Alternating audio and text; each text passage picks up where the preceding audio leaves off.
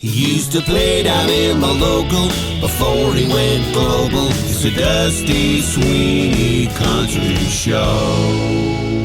For Bling and country, I'll bite into that. Hey, my name's Todd Sweeney, but everyone calls me Dusty. You may know me from one of my previous albums, Bullets and Banjos, 12 Songs About Whiskey, or Sure Smells Like Country. Oh. I'm more country than a truck stop romance, more rustic than a prairie dog's packer. My name's Dusty Sweeney. I'm a country cliché. 'Cause I'm a country cliché, on dirt roads and highways, whiskey bottle for the hearty, plastic Jesus giving me faith.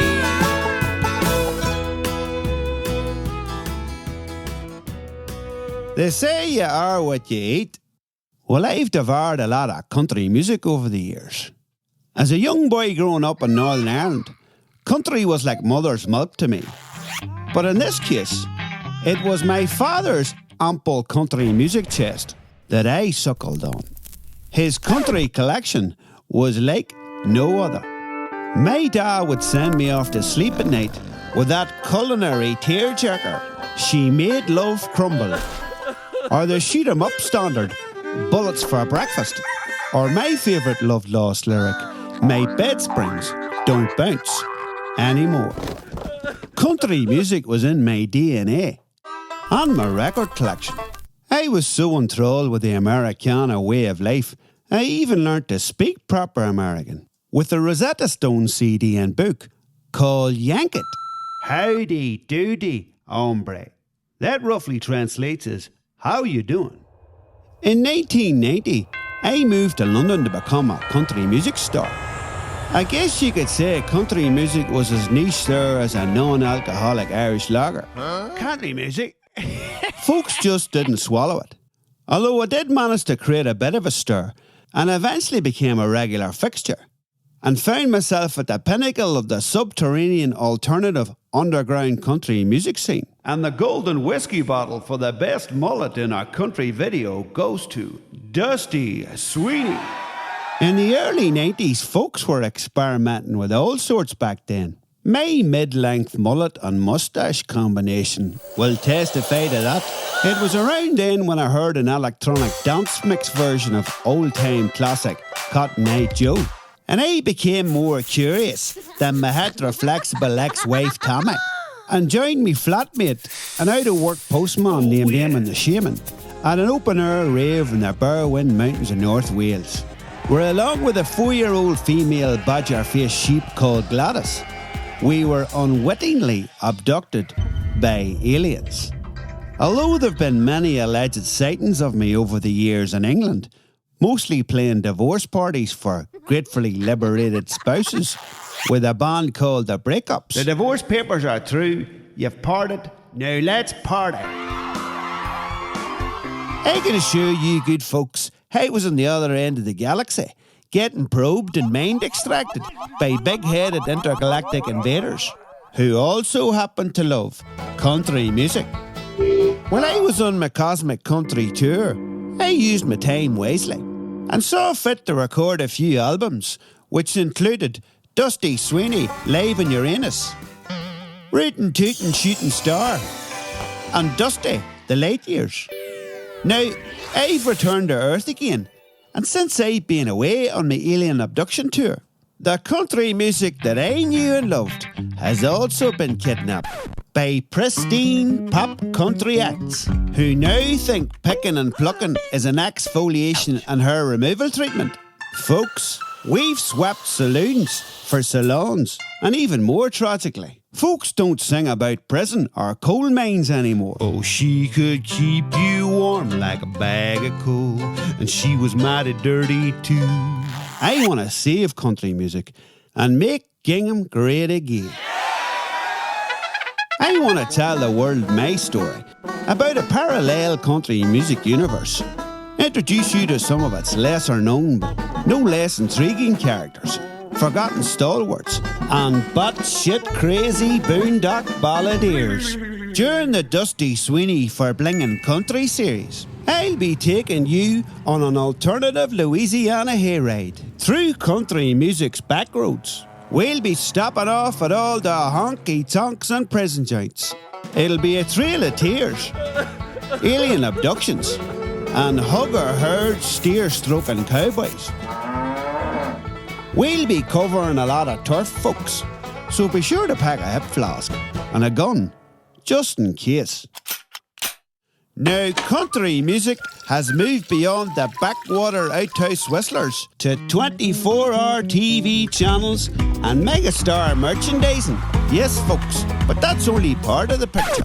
I'll be blowing off the dust on its mud-caked and beer-stained image and showing you good folks what's really lurking in the trunk of this beloved hillbilly hay wagon.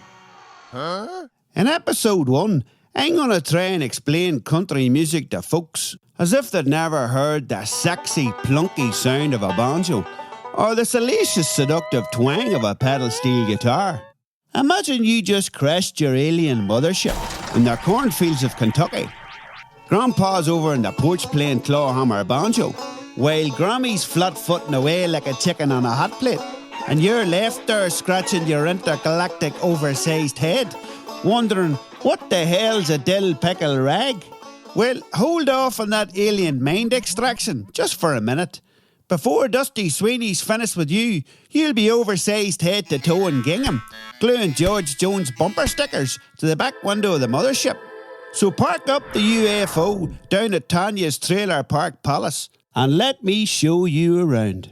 Some folks see country stereotyping as moronic, dumbing down, or even derogatory, whatever the hell that means. I like to see it as empowerment, to have the confidence to wear a bolo tie, fringe jacket and moustache combination, and pay no heed to the naysayers and country fashion police. I fully immersed myself in the country music manifesto from the start, folks. I'm your everyday truck-loving, gun-toting, whiskey-slugging, Jesus-plugging kind of gay.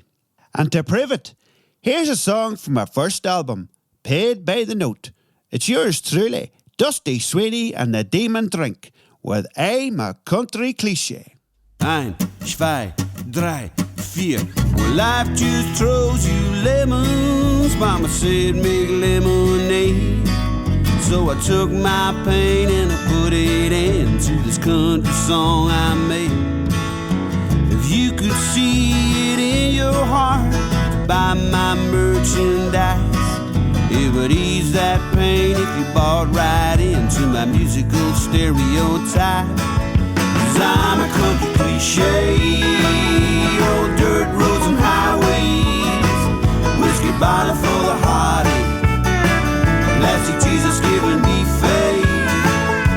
I met her in a local bar, she was cuter than a kitten. A country girl to my country boy, like a dog tick I was bitten. Yesterday she left me nothing but this song. So I guess I'll hit that bottle now and tell y'all how it all went wrong. 'Cause I'm a country cliché, on dirt roads and highways, whiskey bottle for the heartaches, plastic Jesus giving me faith.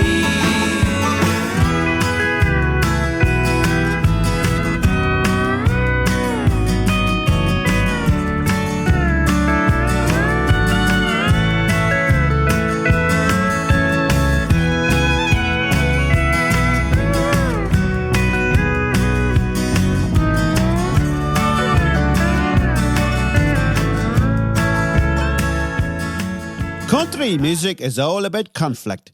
Good versus evil. Bro country versus old country. Mullet versus moustache.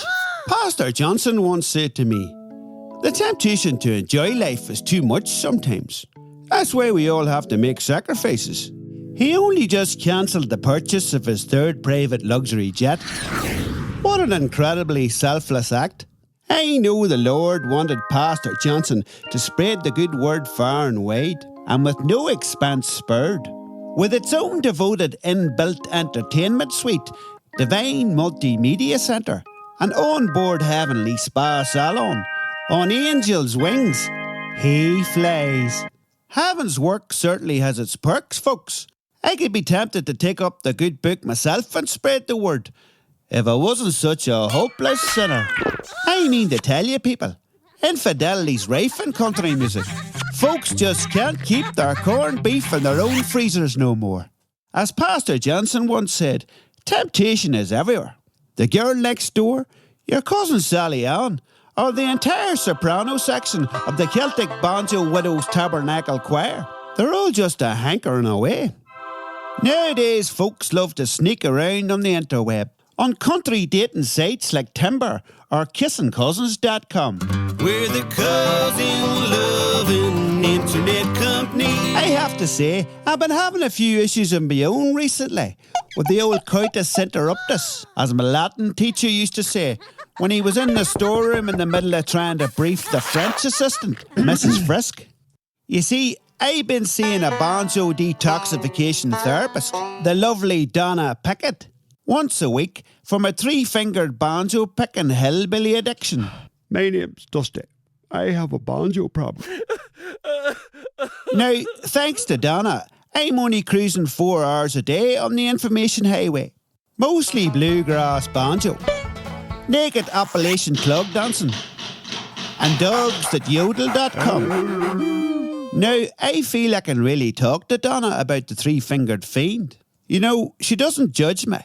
I had a dream about her the other night. We were holding hands running through a cornfield, banjos akimbo.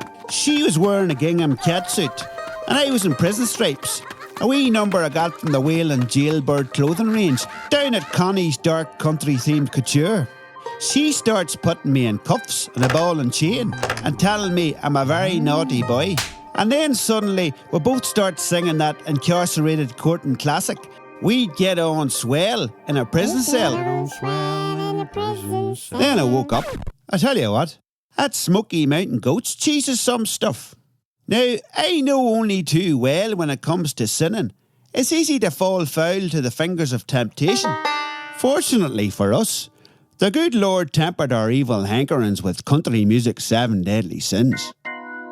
These immoralities are more outlawed than cow tipping in Kentucky, but they also hold the keys to all great country music.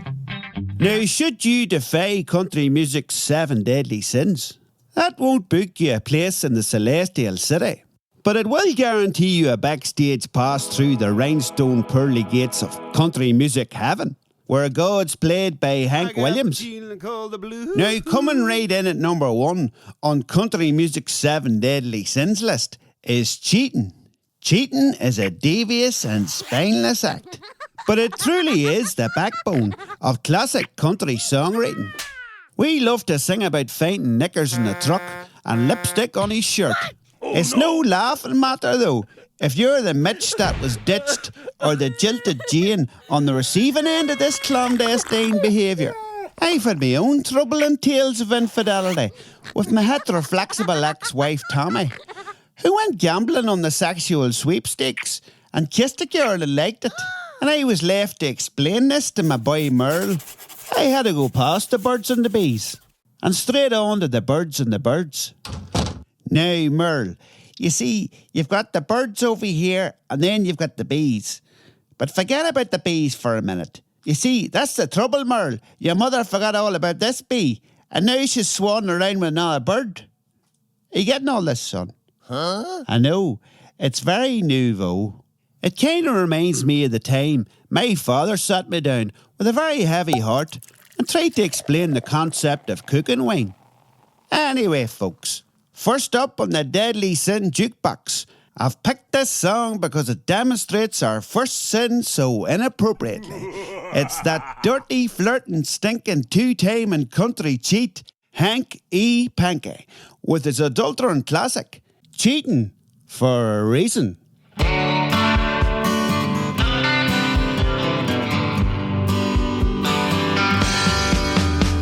Baby, when we married, you knew I was a country singer. I getting drunk and late, fully paid up cowboy sinner. It's in my DNA to cheat and stray into the dirt. You'll find knickers in my truck and lipstick on my shirt. So I said, honey, cheating is as country as corn. It's who we are, it's the dirt that we do. Lying and snooping is why I take my pen to write about cheating on you. Cheating is as country as boots. It's in our roots, it's just one of the roots. Heaven wasn't such a staple with the country music faithful, baby. I wouldn't be cheating on you. But you didn't seem to understand I'm duty bound to be a jerk. And if I'm found guilty as charged, accused of all sorts, that's a good day at work. Getting all flirty with folks, being a two-time and toad, that's just a country way. You'll never make it in a country song if you haven't wronged, cheated or strayed. I said cheating is as country as corn. It's who we are, it's the dirt that we do. Lying and snooping is why I take my pen to write about cheating on you. Cheating is as country as boots. It's in our roots, it's just one of the roots. If it wasn't such a staple with the country music faithful, baby, I wouldn't be cheating on you. 'Cause cheating is as country as corn. That sneaky scoundrel, Hank E.Panky. Well, we've all been there, folks. The last three-way relationship I had really took it out of me, I'm ashamed to say. I feel like I really let myself down. Not to mention the two inflatable dolls. Now, I think it's time for our first commercial break, folks. I'll be back, locked and loaded, before you know it. Are you fed up with those pesky birds pillaging your crops? The all too familiar mocking cries of sparrows and crows reaping what you sow? Is your scarecrow just not up to the job? Well, move over, you stuffed seed sack chum, and make way for the semi-automatic scarecrow. This hay-packed hitman will gladly guard your crops. Yes, sirree.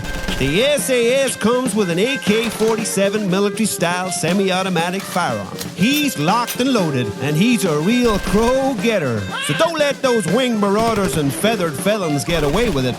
The number one thatched assassin, the self-loading semi-automatic scarecrow. Farmer Willie Ketchum from Kentucky said, "Thank God for the semi-automatic scarecrow, folks. The birds think twice about unauthorized entry into my airspace. This maniac mannequin's really got my back." Well, Willie, we're only too trigger happy to help. Hold on to your corn, folks. There's a new straw enforcer in town. The semi-automatic scarecrow. This scaring crow shit just got scary. Now, second up on the Country Sins jukebox, folks, is Lyin. No, it's not. Yes, it is. No. Now, come on now. You're talking to me here. Oh, all right, then. It is. What? You see what I mean, folks? Lyin can be a lot of fun. Telling lies is a real art form, according to my father, who was a part-time clown, covert Russian spy, and also headlined at Woodstock. Oh, yeah. It can really inject some mystique and excitement into your life if you know how to spin a yarn or give a bum steer.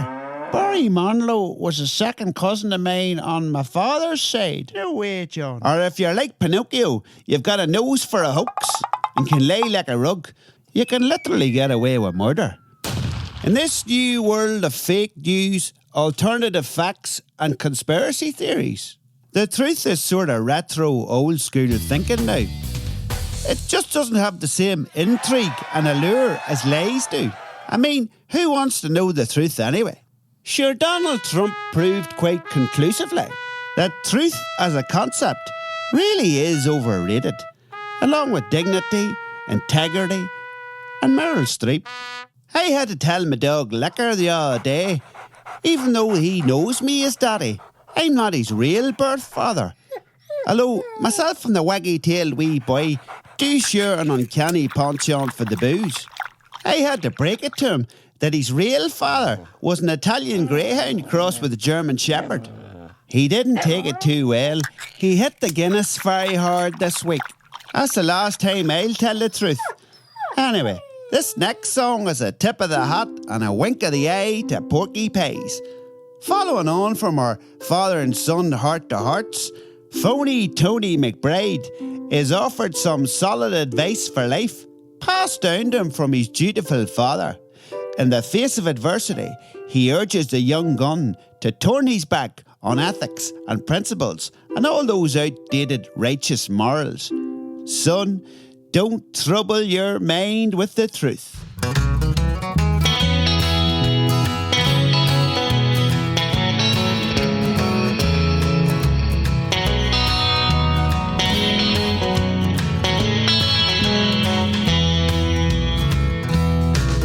Now when I was a young boy, my daddy'd watched me grow.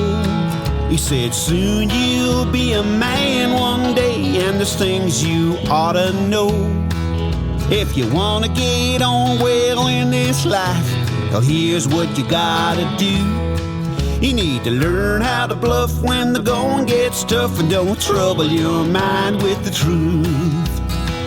Now if your wife wants to know why you smell of booze, hey honey, that's my new whiskey flavored cologne. And if your boss wants to know why you didn't show, it's my dog's irrational fear of being alone. It's you round at the bar, oh my wallet's in the car. Get out of there before your goose is cooked.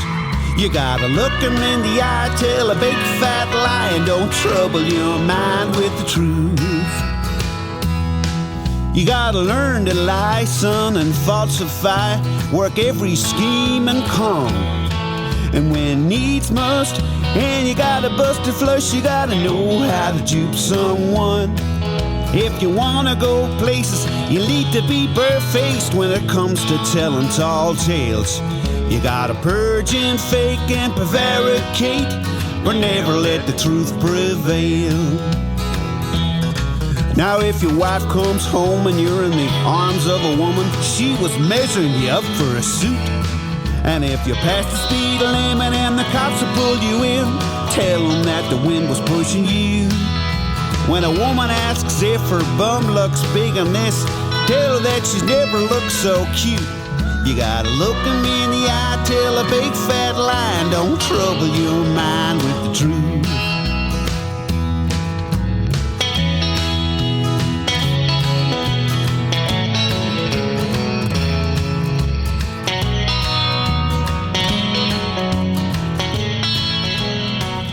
That lying toe-rag phony Tony McBride has a proper whopper for every sticky situation. Ain't that the truth? I'll tell you, that fella's got more yarn than my granny's crochet club. What's that you say? Fair play to him though. I just wish you had that kind of confidence and belief. Some folks are just naturals at pulling the wool, and lying is like a second language to them. Now, they say you should start off with a few wee white lies, you know, just to get you going, before you start to work your way up to faking your own death or any of those proper whoppers. All right, love, all right, he's only faking it. Huh? Anyway, making our way down the deadly sins list. We're getting into murky waters now, folks. There's one thing shooting your mouth off, but when there's guns involved, that's a whole new shooting match right there. Yeah. Now, this leads me to number 3 on the 7 deadly sins list. Shootin' or killing, whatever pickles your dill. If pain is country music currency, Shootin is the mint where it's all made. Country folks just love the sound of a six-shooter in a song. The mere mention of a gun is like a natural aphrodisiac. Social anthropologists have attributed the 1970s baby boom to exposure to large amounts of gun-crazy country music around the same era. Shoot, who would have believed it? When it comes to mercenaries and hillbilly henchmen, I'm glad to say I won't be hearing this next act for any future hits.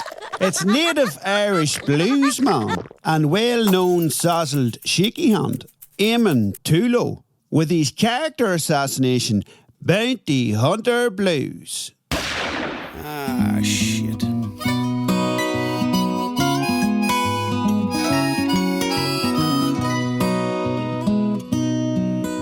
I guess I'm just not cut out to be a bounty hunter. There's quite a killing to be made when you shoot folks by the number. There's a big payoff when you slay outlaws, but I haven't made jack. 'Cause I'm a joke at whacking folks, I just ain't got the knack. A steady hand is what you need, but I'm too fond of booze. I got those gunslinging, contract-killing, bounty hunter blues. I yearn to be a mercenary like the ones you read in books. I just ain't got that quick-fire action, hired assassin moves. You see, drinking and killing folks, well, they just don't seem to fit. When I get those shakes, it really makes it hard to do a hit. A steady hand is what you need, and I'm too fond of booze. I got those gunslinging, contract-killing, bounty hunter blues. Yes, Eamon. We all yearn to be that shootin', hoochin', smoochin' poster pin-up boy. I guess sometimes booze just bats the getter of you. This might not come as a surprise to you, but I've quite the back catalogue of drinking songs in my own repertoire. And I have the empty bottles to prove it. In fact, I was awarded the Golden Whiskey Bottle at the Funny Country Awards and the best use of alcohol in music category for my album 12 Songs About Whiskey. Sometimes in life, you just gotta keep the faith and hold tight to the belief that whiskey will get you there.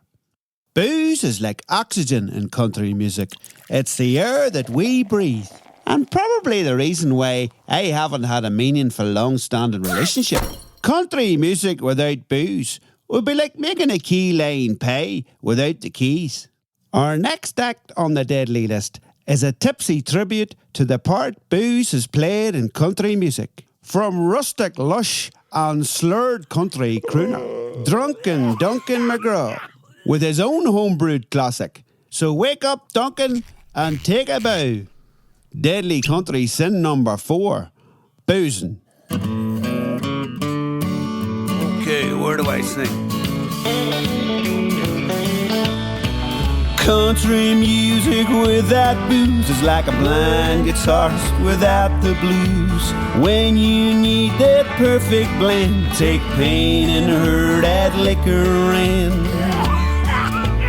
Murder ballads, dirge laments, they all need intoxicants to get that feeling on the edge. Try heavy-duty beverage. Country music, you be nothing without boozing. There's a shotgun waiting for you to shoot inside every bottle of booze. Country music without booze is like dynamite without a fuse. When you need something to spark, to twist the knife and make it dark.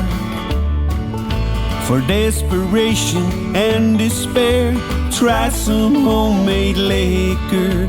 Let's hear it for that moonshine hooch, the firewater and jungle juice.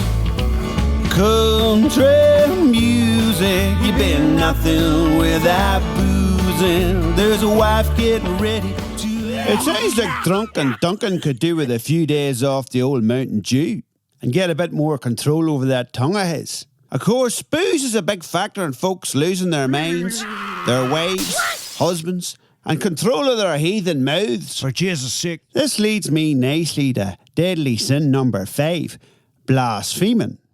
Now, religion is a recurring theme in country music life. God sort of feels like one of the band. He's kind of like that dude that doesn't drink and drives the van. When it comes to the Bible, if Jesus did it, country folk will let you know about it. It would seem, therefore, unconventional for a fully fledged country act to buck the trend and get their moral guidance from God's one and only nemesis, the devil. Now, here's the thing about the devil. According to my conspiracy theorist friend, Fibber O'Reilly, the devil was cast out of heaven by all the other angels because they couldn't stomach his hellish high-pitched bluegrass singing and incessant banjo picking. The devil, or Satan as he's preferred to be billed now, decided on a solo career and employed a high-end PR company to invent the hoofed, horny demon blood-red colour scheme and hell-raising behaviour. He was outlaw country when Willie Nelson and Waylon Jennings were starting fights in kindergarten. Waylon punched me. Needless to say, with his reputation, she couldn't get a gig anywhere. All that hellfire and brimstone pyrotechnics. What? Who's going to ensure that? Anyway, this next song's a tip of the hat to old Lucifer. You could say this country tribute is more Beelzebub than Beelzebub. When it comes to country music, it's a real atheist's anthem. From the Blasphemin, Demon, Unholy Joe and the Hobs of Hell, with their heathen harmony, if I don't make it to heaven, there's always hell. Now it's pretty clear after all these years that I've been in this world, I ain't booked my place through those pearly gates. I guess I get what I deserve.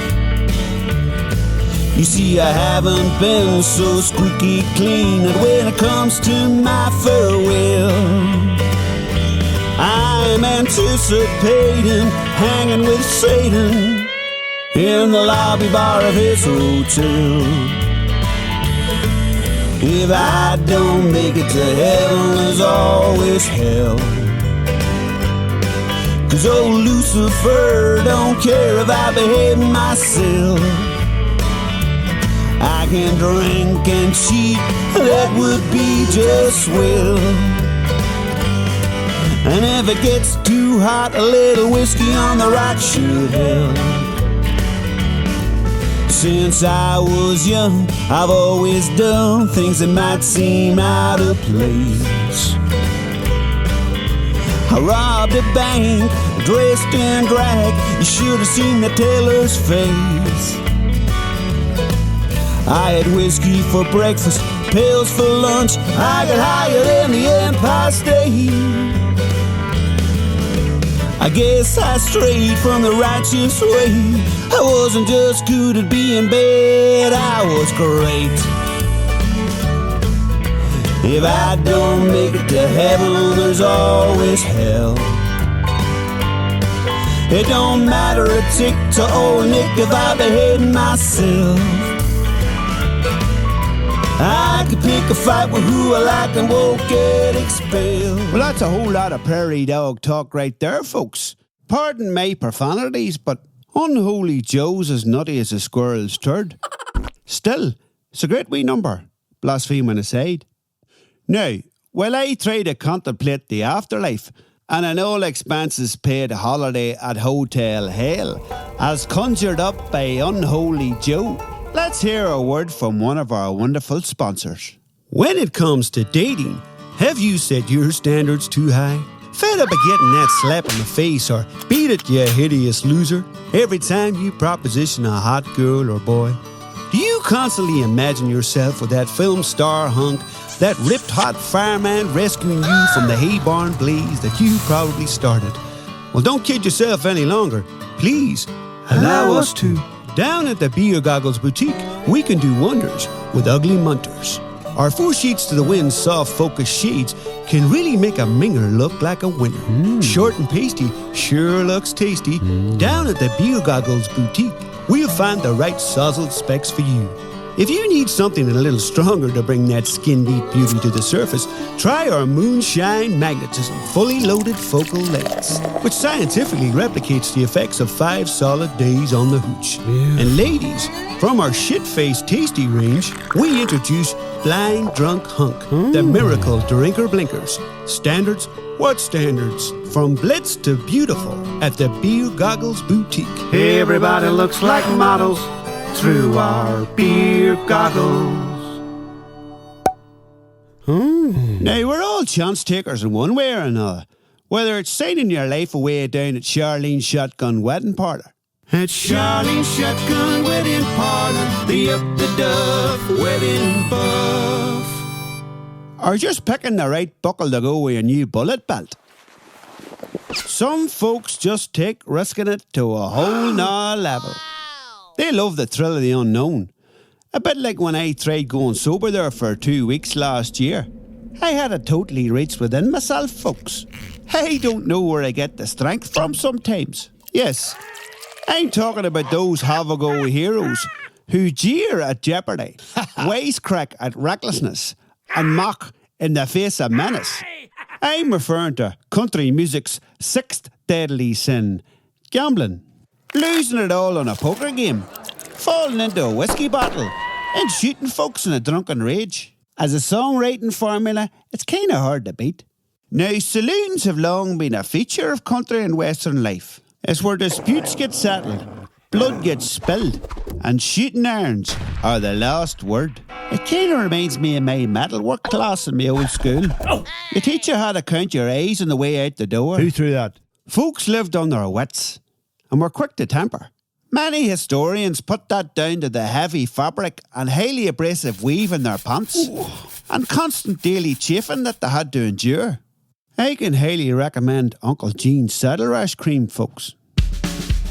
Oh, and that ring of fire is blazing and those cheeks are chafing. Try Uncle Gene's Saddle Rash Cream. I'll tell you, folks, when it comes to chafing, it's like a magic bullet.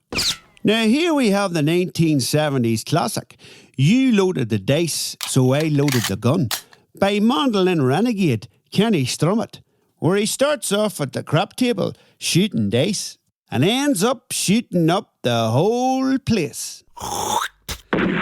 You loaded the dice, so I loaded the gun.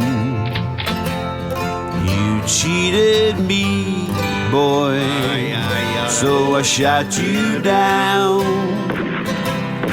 at the poker game. Full house. You had an ace up your sleeve, Why you cheating? but I carried a hand that you couldn't beat.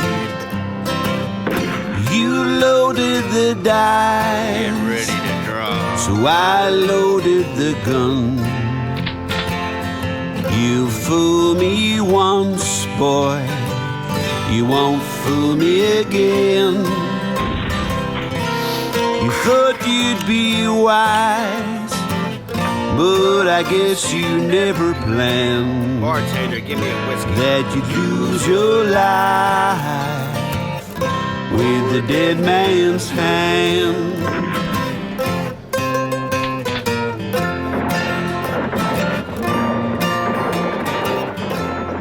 Why, that Kenny Strummett's got some anger issues.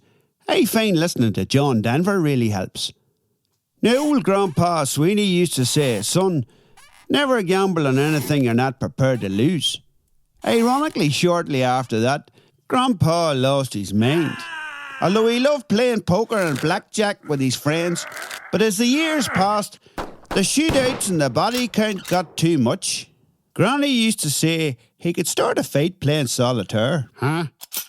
Okay, folks, sin number 7, unlucky for some, is rustling or stealing. Thou shalt not covet thy neighbour's horse. I believe this to be a loose interpretation of the God-fearing guidebook. It could easily refer to your wife or your George Jones record collection. Stealing is normally seen as an undesirable, deplorable crime in most folks' eyes. But what if it were like the plucky and noble English thief Robin Hood, who stole from the rich to give to the poor? Could we condone or stomach such a selfless act? Well, this next little ditty is one such example. It's a heartwarming little tale about a young and virtuous cattle-rustling cowboy whose mission in life is to set all his bovine friends free from the fate of sesame seed burger buns and extra spicy barbecue sauce. It's none other than plant-pushing tofu militant soy boy, Herbie Vore, with his brilliant meat-free ballad, The Bovine Kid.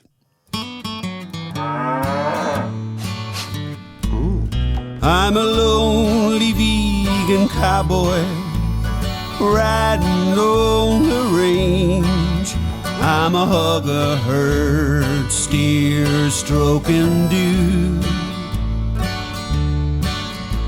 I'm just looking out for cows and bulls that I can save. I just don't see my beefy friends as food. I'm a full-time rustler, freedom fighting for livestock. I've nicked every kind of bovine and cattle. I don't get holidays, I work around the clock. Spurred many's a herd from Houston to Seattle. I don't believe in barbecues, burgers, steaks, or ribs, 'cause I'm the vegan cowboy they call Herbie Vore. Bovine. What a great guy. You know, it's made me think about Steer in a different way. I never really thought of them as friends. Most of my friends are drunken bums or failed musicians. It looks like I've been barking up the wrong tree. Maybe I need to hang out round more dairy farms and get to know some livestock. I suppose it's just a simple choice of what's more important to you. A great bovine buddy or finger-licking good barbecue food. Lovely. On that very note, here's another word from one of our fine sponsors. Holy cow, it's Hank's Blessed Barbecue. All our burgers and ribs come from the Holy Smoke Baptist cows. Brought to you from Pastor Johnson's farm-friendly evangelical church. Our Closer to God burger and fries menu tastes heavenly. If you're feeling more peckish, try our Noah's Ark 2x2 menu. They come in biblical portions. At Hank's Blessed Barbecue, our Hallelujah Miracle meat range has been cured and brought to life by the Pastor Johnson himself. Don't forget to try our Hank's Sacred Barbecue Sauce, a recipe that dates back to Cain and Abel's Old Testament fire and brimstone burger palace. It's the last name in suppers, Hank's Blessed Barbecue. Divine food. That Pastor Johnson's literally got his fingers in every meat pie. I hope my interpretation of country music's 7 deadly sins have helped you to understand the kind of musical chorale that herds and shapes our alternative country stars. There's certainly other sinful contenders that we could add to the list, like country yodeling, which many folks believe have dragged the genre into a mire of mockery.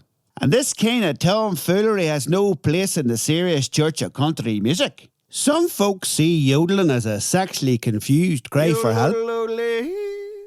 Pastor Johnson certainly doesn't promote this kind of liberal mountain vocalising down at the farm-friendly evangelical church. Let us pray, brothers and sisters. We've only scratched the surface, folks. Just a mere flesh wound. Our hillbilly hayride'll take you, mind and body, to the outer limits of the parallel country music universe.